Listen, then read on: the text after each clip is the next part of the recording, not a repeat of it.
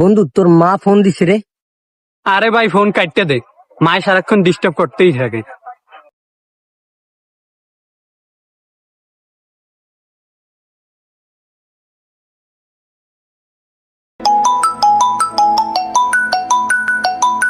বন্ধু, এবার তোর গার্লফ্রেন্ডে ফোন দিছে।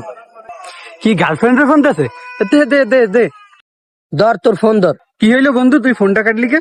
তোর লাগে চলি, আমার লজ্জা লাগতেছে যে আমি তোর লাগে চলি, তুই আমার বন্ধু। এতক্ষণ তোর মায় ফোন দিছে, তুই কস কি যে ফোনটারে কাটতে দিতে। আর এখন তোর গার্লফ্রেন্ডে ফোন দিছে, এখন কস কি যে দে দে দে।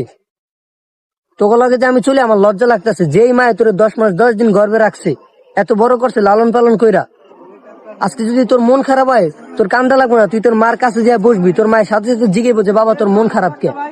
আর তুই যদি মইরাও যাস গা, তাও তোর গার্লফ্রেন্ড কোনোদিন জিগাইবো না যে যে তোমার কি হইছে। হ্যাঁ, মাইয়া গুলো গা তোমার পরান উতলে পড়ে বেটা। তোর মতো বন্ধু আছে, আমার লজ্জা লাগতেছে আমি তোর লাগে চলি। যা বেটা। যাদের মা আছে তারা একবার কমেন্টে আলহামদুলিল্লাহ লিখে শুক্রিয়া আদায় করে যাও।